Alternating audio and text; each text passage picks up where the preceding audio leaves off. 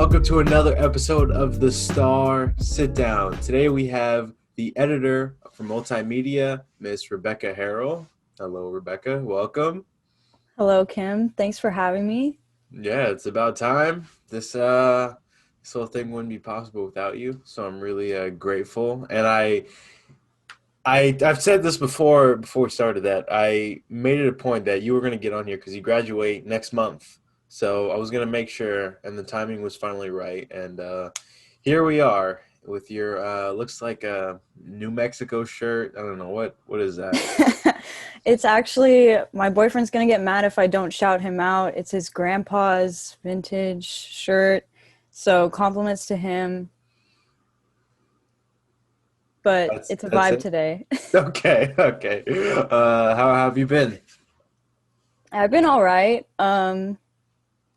Been slowing down actually with the end of the semester. It's been really crazy. November was crazy, everything is crazy, and then now like finally, I mean, there's only like 2 weeks left of school, so and then it's graduation. So it's been really nice, honestly, like finishing up projects and transferring everything over to Hannah, who's going to take over multimedia after me. And yeah, I've been slowing down and it feels really good. How's this last semester is kind of like nothing ever before. So how have you been dealing with being online and how have your classes been? Well, I think I'm really fortunate that I only took two classes this semester for my last semester. So I got really lucky, honestly. I feel bad when I complain about school because most people are taking like 15, sometimes 18 hours, and I'm like six. But I got lucky. I highly recommend for like your final senior semester. But yeah, honestly, I kind of got over going to campus like last year. I thought I would miss it. But now it's like, not that I dread going once a week. I only go once a week to one class in person. I take my other one online. Um, but my in-person class, not to like go off, but it's like my final project class with Kim Fox. Shout out Kim Fox. And she's like awesome. Like, and it's really helpful to do that class in person because it's just working towards like your final capstone project for journalism, like the thing you need to graduate. So going in person is really helpful and like it's fun, but yeah, I don't really care to go to campus. I'm not really sad about that.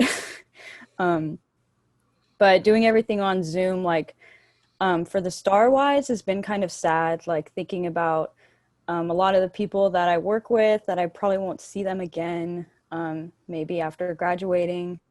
A lot of people on multimedia, like I saw them back in March and then haven't seen them again. Some of them I haven't even met in person. Like Kim, haven't even met you in person, which is weird, but I know we'll meet one day, hopefully. Well, yeah, But yeah, I can guarantee it. I guarantee it'll happen. It's pretty crazy because yeah, I remember the first time I met you when Jaden was still the head of the section. You were the assistant, and I was like, "Who the hell is this?"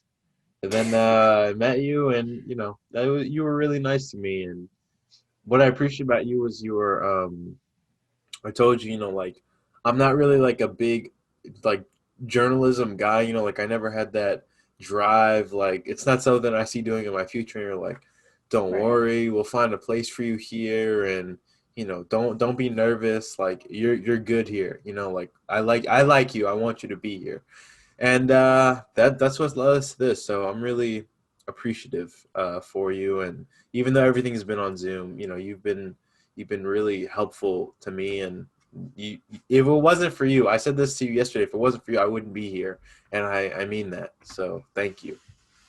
Well, I can't take all the credit. I mean, that's my job, as an editor is to push you guys. And even though we barely knew each other, it was like, I didn't want to lose you. And like, I knew you wanted to do something and you have all this creative energy and all these juices flowing. Like, you have something. And so it's like, there's like something that we can do. And honestly, like, looking back, it's kind of crazy, like, how you're here now. And like, I think like putting you in that position was honestly like the best thing for the Star and for the editorial board because like I think it's like the best place for you. Like I was thinking about it and I was like, I don't like your energy and like how you were talking about how like when you first got on the ed board, you're like, I don't really feel comfortable or like it was kind of weird, you know? And then now it's like you're like Mr. Comedian over here making fun of no, I'm just kidding. But I was just thinking about like how different it would be, like, and how weird it would be, like, if you weren't on the ed board this whole time. And like I was like, you're not like just a staff member. Like you have your thing. Like you're a leader. Like you do your thing. If that makes sense. Because I was thinking about it way back over the summer. Like whenever we talked for like hours about like what to do for a podcast. Good memories though. That's funny to think about. Well, yeah, thank you. I mean, I've definitely enjoyed like my time here, and especially on the ed board. I wish I could, you know, do everything in person. This COVID thing has really messed a lot of stuff up, clearly. But yeah, Right. that sucks. Because people make me laugh because it's so many different personalities, and that it just fascinates me. So I feel like it'd just be a lot of fun in person. But how has like multimedia been during your time as the editor since you came on really as like, the editor and the head of the section during all this and doing everything online. So how has that been? Uh, it's kind of a, I don't know. I don't want to be like a negative Nancy. It was hard at first, honestly, because nobody was here. Everybody's home. You know, it's a pandemic. Everybody was sent home, and kind of taking over during this like time where everything's already changing.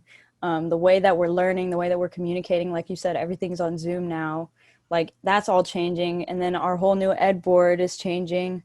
Um, and it was kind of hard, like over the summer, especially. I felt like I was the only one here doing everything for multimedia.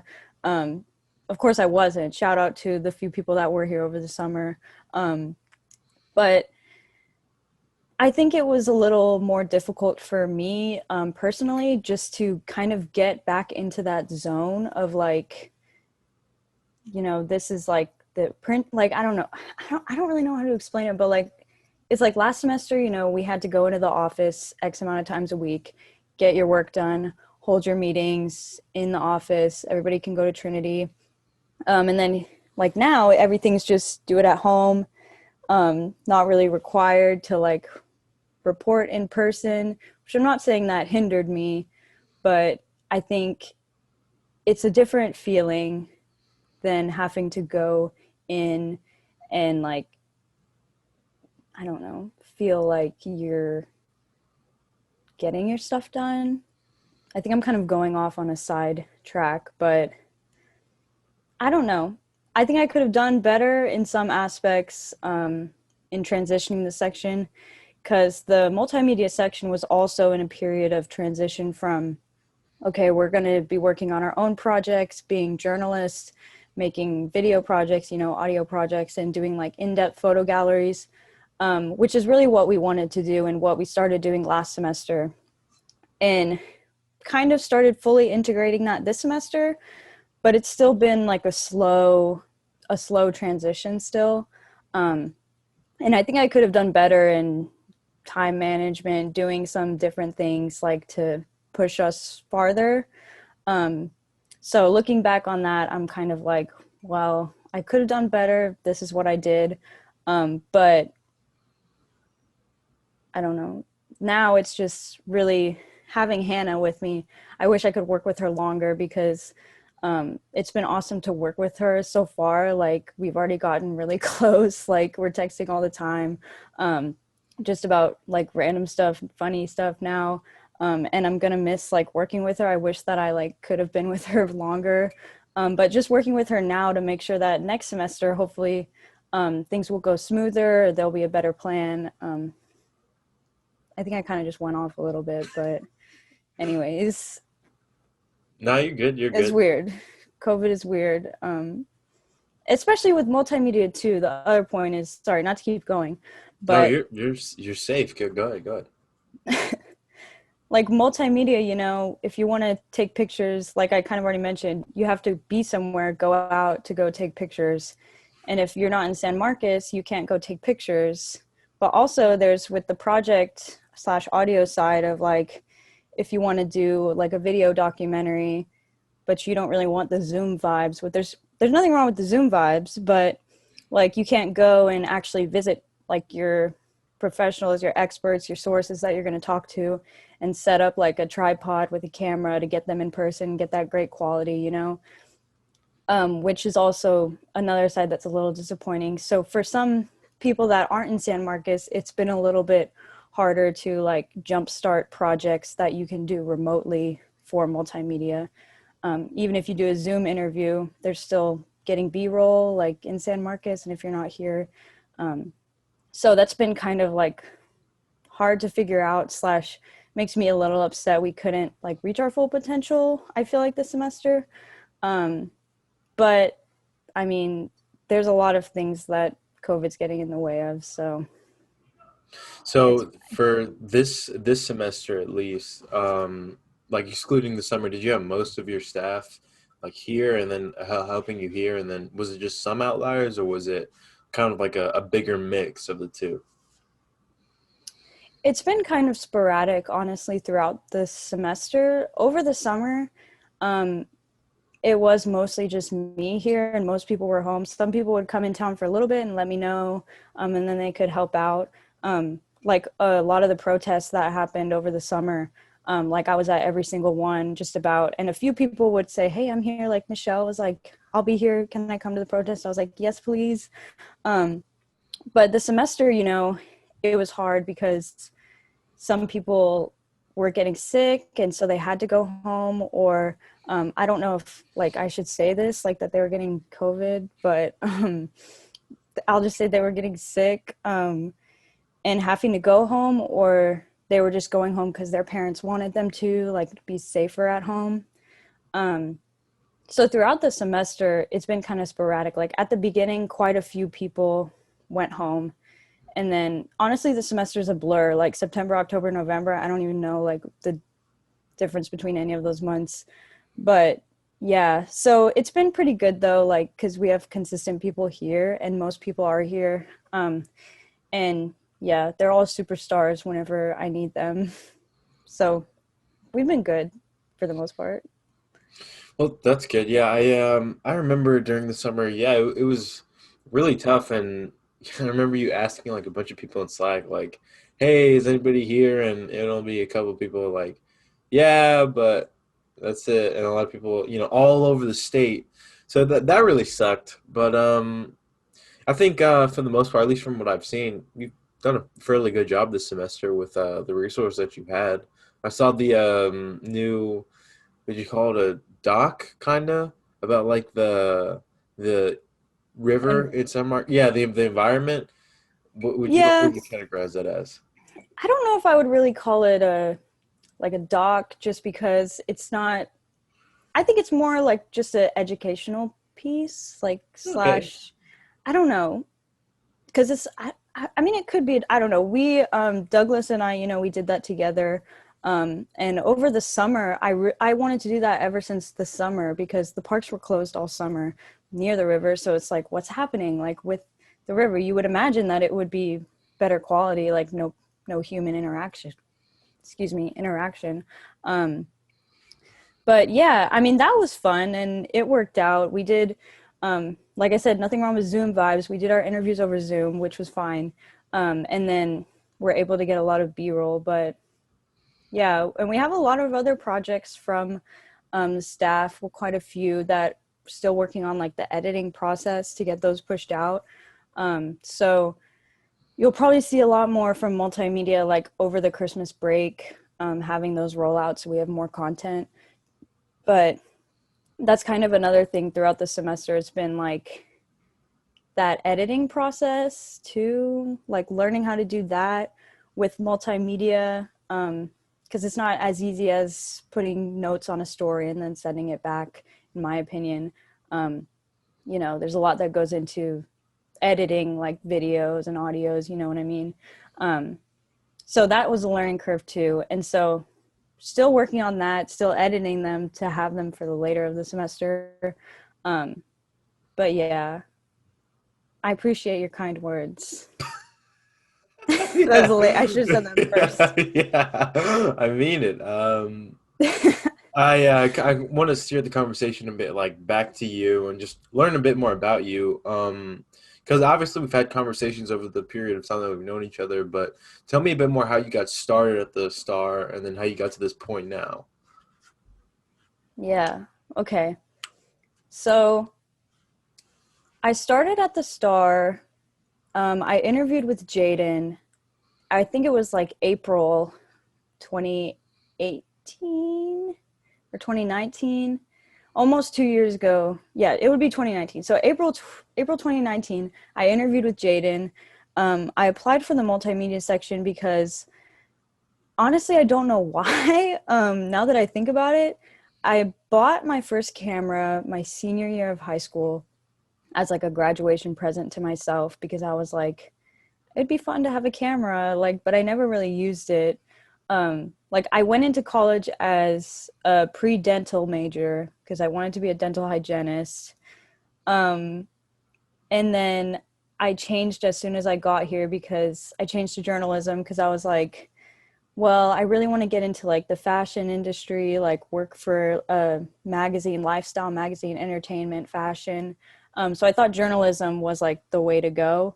Um, so I changed that, and I I remember sitting in my dorm room freshman year, like filling out the application for the Star and then not submitting it because I was so scared. Like that's probably my biggest regret. Anyways, biggest regret, didn't apply for the Star earlier.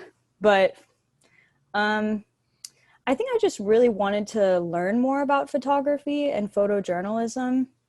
Even in it was my end of my sophomore year, I hadn't taken that many classes in journalism or multimedia journalism yet. um, and I guess that was the semester before I took visual storytelling, which is a class that teaches you how to like video and make documentaries basically. um, and so I think I just really wanted to get into photography and videography and learn more about it. So over that summer, I didn't really do that much work. Like I had some little like practice assignments that Jaden would have me do. And then starting in the fall, just as like taking pictures, going to city hall meetings. Um, and yeah, Jaden and I got pretty close working on our documentary together in visual storytelling, the legacy of Brianna Landrum, Yeah, yeah, that's what I you would know. say. Yeah. So um yeah, so like obviously he was like my editor. I was just like a little staff member, brand new, super shy too, like in new situations. Um, so yeah, then I guess I just honestly Bianca is the one. I have to credit Bianca for pushing me to apply to be the multimedia assistant editor last, I guess it was a year ago, because then I was the assistant in the spring. Um, because I was like scared again. I didn't know if I wanted to do it or if I'd be good, whatever. And Bianca was like pushing me and telling me that I should. And so yeah, then I did, and um, I was the assistant editor last spring of 2020. Started to see like that process in the newsroom, um, like on production days with the papers, like being there until like 11 o'clock at night, like from 9 in the morning, and like working with everybody, learning the editorial board and like making friends really. Um, yeah, then when Jaden became editor in chief, like he called me as soon as like they sent the message in general. He was like, "Will you be the editor?" I was like, "Yeah," like duh. Um, I didn't even know it was a question, but I was like, "Okay." Um, and I think I was like so nervous that day. Like after we hung up, I was like excited, but I was also like, oh my God, like I'm the editor. Like I never thought, and it's still crazy for me to think that, I mean, obviously I haven't been at the Star for as long as some people. Um, but like thinking back of when I first interviewed with Jaden and like that summer, like getting nervous for the year to start, like nervous to go to the meetings, like, I'm brand new here. Like I never would have thought that I would be like in this position. And it's it's one of the best things like ever, probably, like that's ever happened to me, because I've learned so much. And like I came into being a journalism major wanting to get into like fashion and like pop culture and stuff like that, which I still really like and would like to get into. But now, like, I've fallen in love with journalism and like finding stories and telling people's stories and all that stuff, especially multimedia journalism, obviously. I've really fallen in love with creating those visual stories. Um, yeah, now I'm here and I'm graduating. I was gonna say I relate to that feeling you had. Like I haven't even been here that long, and like not seeing yourself. That's how I felt. Like in August, because I was like, damn, like I got hired in March. Like I haven't met anybody, and he was like, hey, we're gonna create a new podcast section for you. Do you want to do it? Like so Yeah. nonchalant. It was like, yeah, I'll give it a shot. And then it's like that's crazy. So I understand that feeling that you had, and yeah, it is pretty crazy to think about, especially over the because that happened in May, right? Me? No, Wait, what? yeah, that happened in May. Whenever Jane like made the call, and then like Yeah, that fast, was yeah, like May. yeah, and geez, that a lot has changed since May. I tell you, oh my goodness. But Yeah. anyway, also, so you and I have also talked about like the future. Like we talked about that when we were talking about this. Like Hmm. I have like these, like big city goals and like being on stage, being an entertainer, and just being in that business in that industry, and whether it be most likely L.A., but either New York, because I have roots there. And then you were kind of like, I don't really want that. I think I'd much rather stay in like a smaller town or not nothing that big. And do you feel the same now that you're about to cross the finish line and about to enter the workforce? Do you what are your goals now?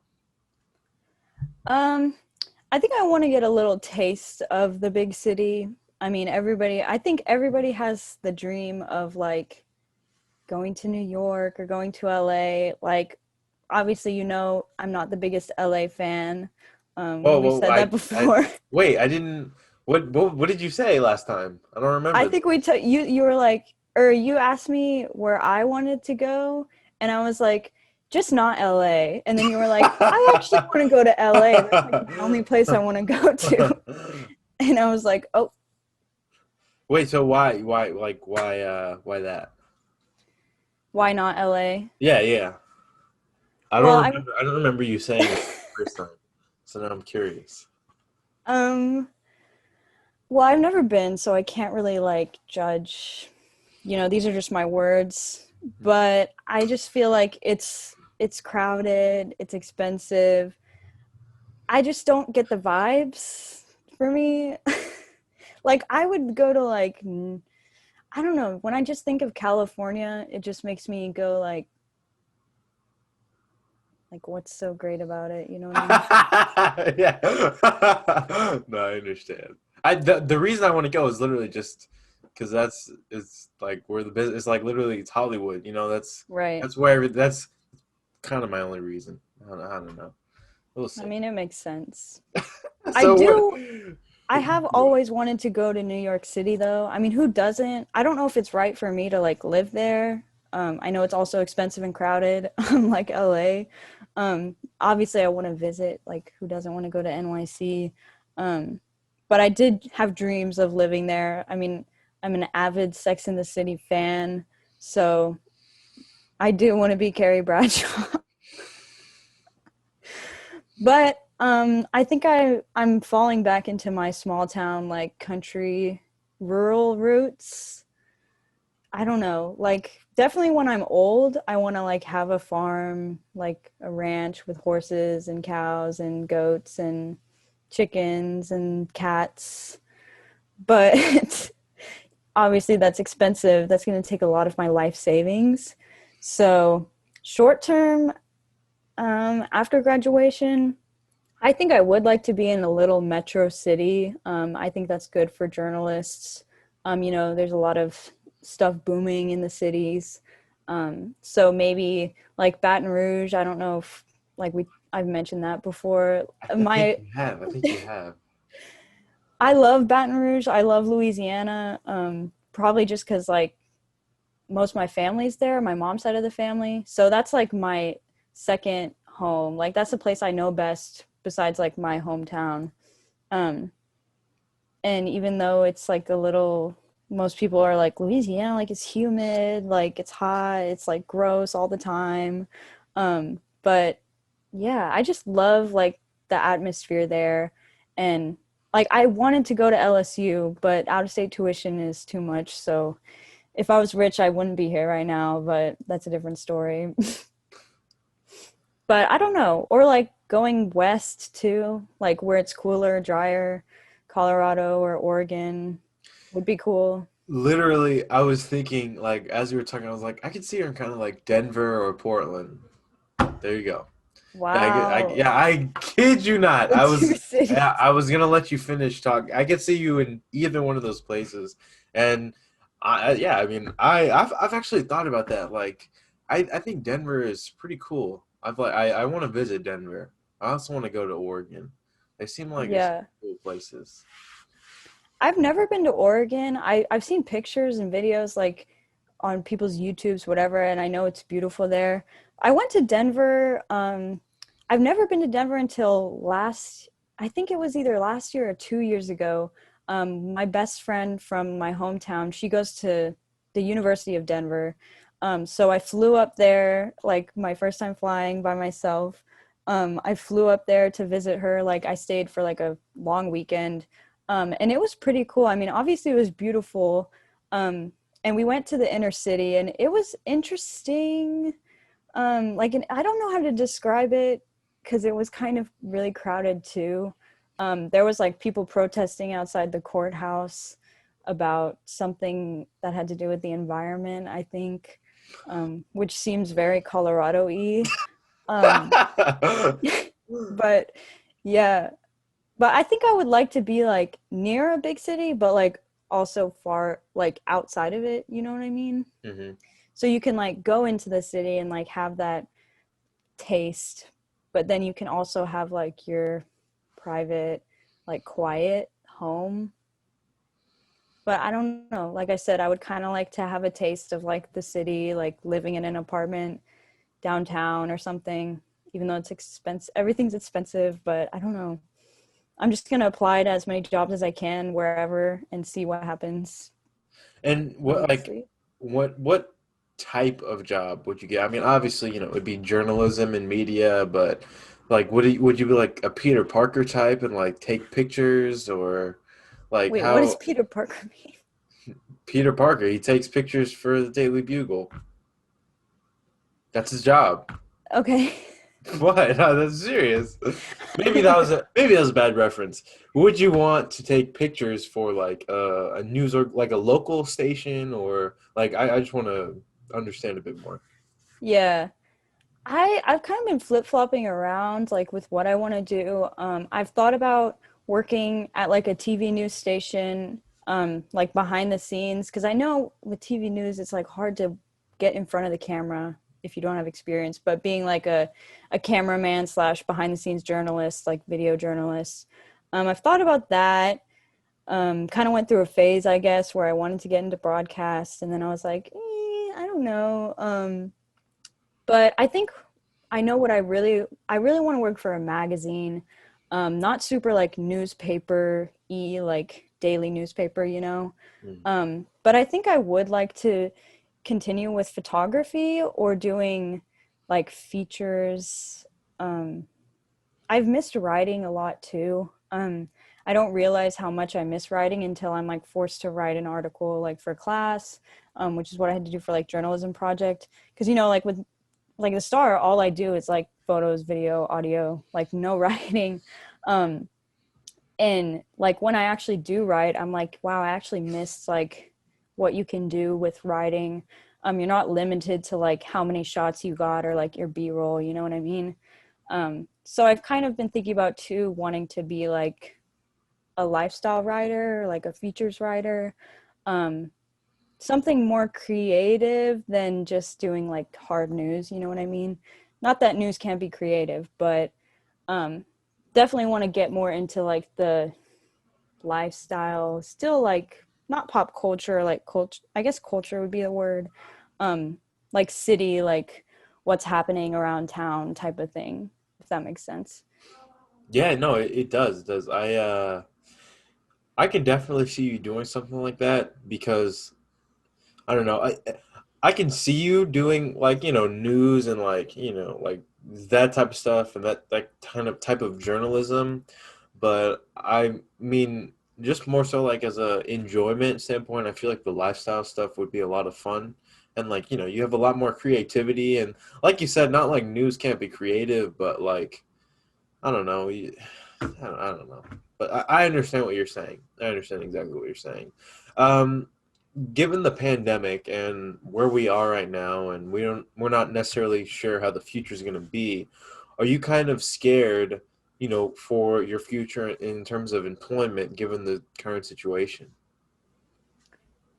A little bit. I'm a little scared. I mean, I don't think that there's not any graduate who's not scared of entering the workforce. But like I already mentioned Kim Fox, but she really reassured like us in our class that she talked about some like a lot of journalists obviously up in the professional world that have been in the industry for like years.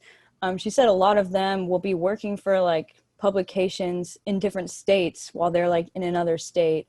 Um, like you could still write whatever, like, obviously you couldn't take pictures, but like writing, interviewing. Not that that has anything to do with the question you asked, but I No, I mean, mean it's relevant. It's relevant because like right now, everyone's kind of just at home, and you kind of got to right. like telecommunicate. So I think it's relevant. Yeah. But yeah, because I guess that's a part that reassured me. And like, I'm scared. Okay. So there's two things that, okay, okay. Obviously, everyone's nervous about getting a job after they graduate. Like, that's a little thing that I'm scared about. Not too worried about. What I am worried about is if I get a job, if slash when, um, like, and I want to move because I don't want to stay here longer than I need to, is like finding a sublease for my apartment because I have it until July. Um, but anyways, I don't think I'm very like I'm excited to be applying for jobs and seeing what's out there and like starting to get my foot into that world and like it's exciting. Like I'll be starting to apply probably next week before the semester ends at least.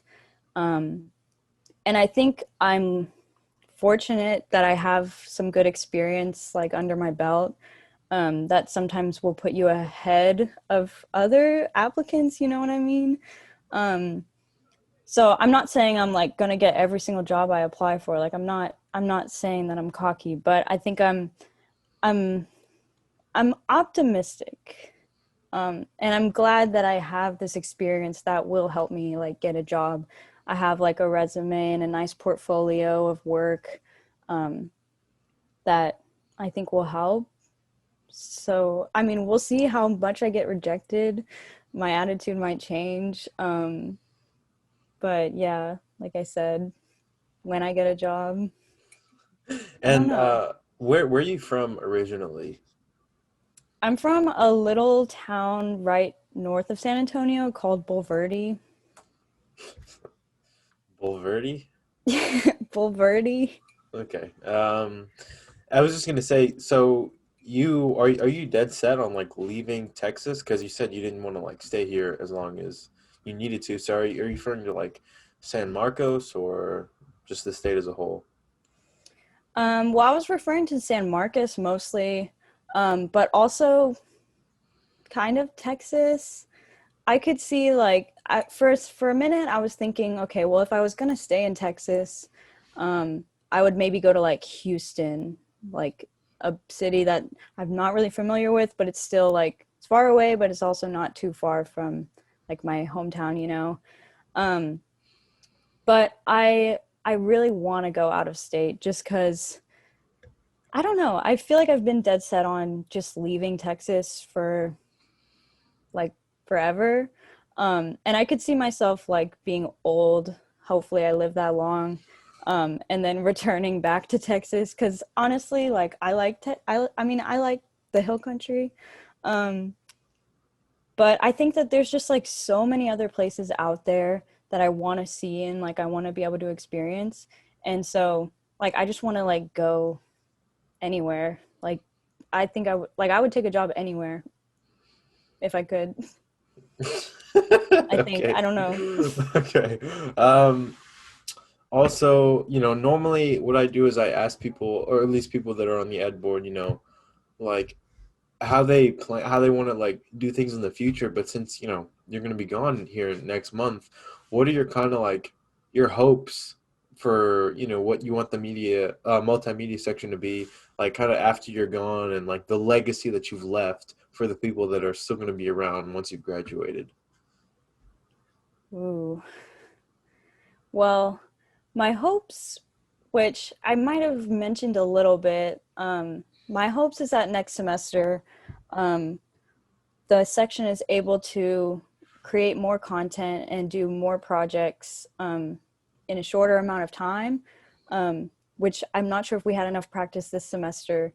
Um, Not saying that they're not capable, but my hopes is that they can just get more into a groove of like content and coming up with a plan.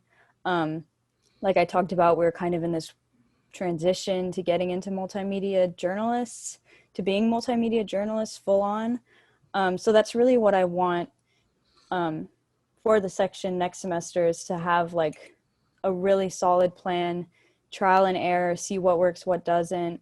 I know what didn't work this semester, so finding something that will work next semester so that there can be a nice routine and flow so constant projects can come in, and the section can continue to like build up to like what essentially Jaden and I have been talking about for almost a year now. But as far as legacy, when you say that, that scares me. Like, Why? I don't know. Like, I don't think I'm like, I don't think I left like a legacy on, I guess, um, what I would want is that, I mean, I feel like through that transitional editorial period, it's kind of hard sometimes because there's people that, you know, they're used to the previous editor, like they came on with the previous editor, and then it's like this new person taking over, learning to like gain that respect from them, um, and then them like respecting me in turn. I don't know if I just said the same thing. But then I guess there's also a lot of people that I interviewed myself and new people that I brought on. So like for them, I'm their first editor. And I guess I would just hope that they remember me. And I hope that I left a good impression on them. Um, I don't know. I don't want to say I hope I'm the best editor they ever had because I want Hannah to be better than me, and for the people to come after me to be better. Um, but I don't know. I think I just want, I don't know. It scares me. No, no, Like, no, don't be scared. I only ask because I mean, clearly when I mean legacy, I mean, mainly just like how you'll be remembered by the people that, you've helped and kind of developed and like, you can use me as an example, right? Like I've said numerous times, I wouldn't be at this position without you, and you coming to me one day randomly in June, hey, would you want to be on a podcast? Would you want to start a podcast? And, talking to you throughout all the meetings and, you were like, dang, kind of sounds like, you want to start a whole new branch of multimedia. And then all of a sudden, I get this position, I get to talk to people and make content and create something brand new that's probably going to be here for a long time after I'm gone. that's part of you, that your legacy is going to be living on through me. So I just meant like how other people are going to remember you, and they're going to be like, oh man, Rebecca, yeah, she helped me a lot, my time here, and that's what I meant. So I didn't mean it for it to be a scary thing, you know. Well, you're my legacy, Kim. All That right. Well, I mean that's a pretty good that's pretty good legacy. So lucky me. no, no. But also another thing I wanted to ask you, since you're not going to be here for the end of the 11%. Unfortunately, well, I mean, it's pretty fortunate that you're going to graduate, but in terms of the scale of the project, you're only going to be here for Yeah. half, and you're you've been a really prominent voice in the development of the 11% project. So when I talked to Daniel, for example, he said he wanted it to be timeless, where a long time after, we're all graduated, and, hopefully we're all older and moving on with our own lives, it can be like timeless, like, oh yeah, I remember this thing that the star did. So kind of where do you want this project to be, after the fact, and where you can kind of look at it and like see what we're doing and say, yeah, I was a part of this. So how do you feel about that? Um, like in terms of what I want the 11% project to be like for our audience. Yeah, pretty much everything. I mean, because like I said, you've only been here for half, so I guess you could start off with like, how do you think it's going now, and then where do you want to see it go when you won't really have a say in it after the fact? Right. Okay. Um, Now with the 11% project, I again, like I've said, I'm fortunate to be in this position, and I feel very fortunate that I was able to be a part of this project and have, like, just be a part of the team for this project. It's been very educational, and it was scary at first, honestly. Like with the timeline, we all started out. I was like, oh my gosh, this is gonna be so scary. Um, and it's a little chaotic sometimes hashing out our ideas, but what isn't chaotic about journalism? Um, but I'm really proud of the work that we've done, even though it's only been 2 months of actual content, but obviously we've been preparing since like August. Um, where we are right now, I'm really proud of the team, of everyone at the Star that's been a part of it. Um, I think it's a really amazing project, and I don't think it's something that's ever been done at the Star in terms of what we're doing, telling the stories of these Black Texas State students, and also just the way how large scale this project is going to be. Um, I think it's going to be, when it's all said and done, I'm really excited to see it. If I am still in San Marcos and the event is able to happen slash does happen like in April or May, definitely want to go. Or if it's virtual, I want to be there for sure. I'll be keeping tabs like all spring. Um, but I think that to describe what it's going to be, um, like, I just think it's monumental. Like, not saying that, oh, not saying that we are like, oh, these like trailblazers doing new things in journalism, telling these stories, you know what I mean? But like I said, like doing a project that is so large and so important, um, I think it's pretty monumental for the Star. And I think, and what I hope is that we're able to, and I think we already have, we've experienced this a little bit, is reach a lot of Texas State students, um, and make an impression on them, and just be memorable for them, for these students that were telling their stories, that are opening up to us, that are allowing us into their hometowns, for example, for December, and that are willing to talk to us and teach us and like just inform us on what we don't know and what people need to know. And we couldn't do it without these students. And I hope that it's just memorable for them, and important for them, most importantly. But I will be sad to leave the project. I am sad. I mean, obviously, like, yay, I'm graduating. Like that, I'm happy for that. But it is kind of sad to like Laura and I just having to dip out like halfway through. Um, but like I said, I mean, I know it's going to continue to be better next semester. Like each month's just going to go like this, and I'm excited to see like what you guys are going to be able to do. And it like this project too has been another thing that's just like a huge learning experience. Working on something that's so large with like 12, 15 people working towards one thing. I mean, that's kind of like a huge project group.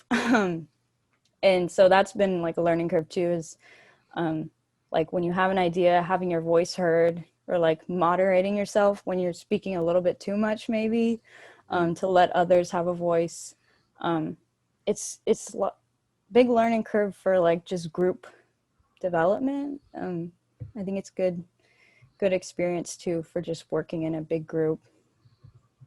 Yeah, I agree. I think that's something that, you know, the Star and the people that have been working towards this project have kind of had to adjust and like get used to like, no, this isn't like the Jaden's project or my project or Bianca's project or any one person. It's a team, and like we got to work together and collaborate and be cogs that are moving to make the engine run.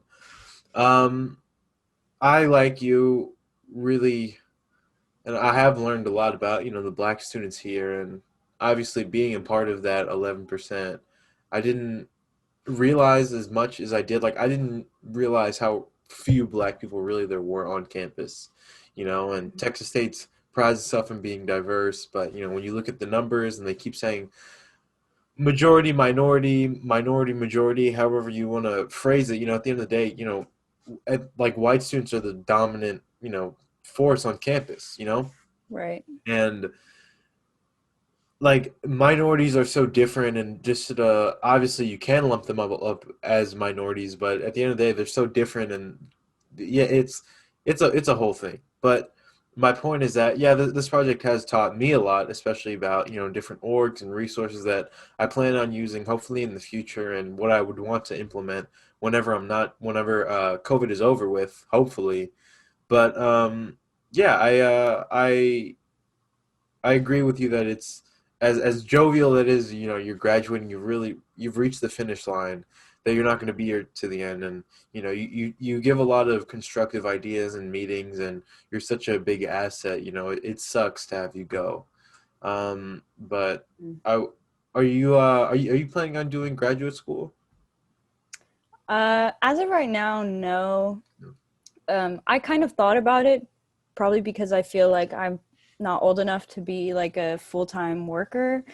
Um, but I was talking to my parents like one time, and they were like, "Well, is it really going to help you like with anything, or is it just going to be like a money sucker kind of?" Which I kind of would want to go for English because I love studying English and literature.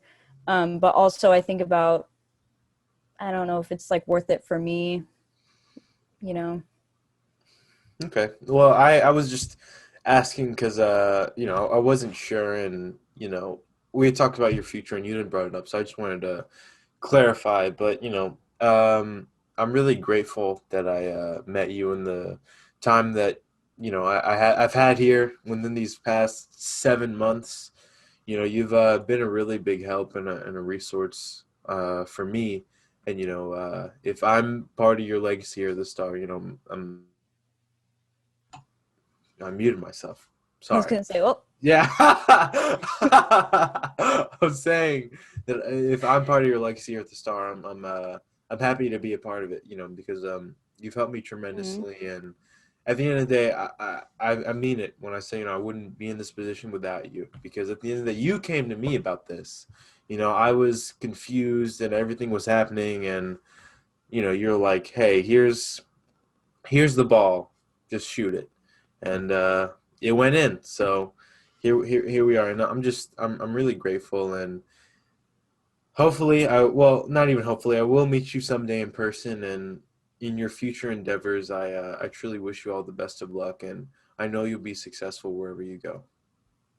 Thank you. I appreciate that. You're hyping me up too much, but I really like like I said, it's crazy to think about back in June, July, all throughout August, like talking about doing this and then seeing you execute it.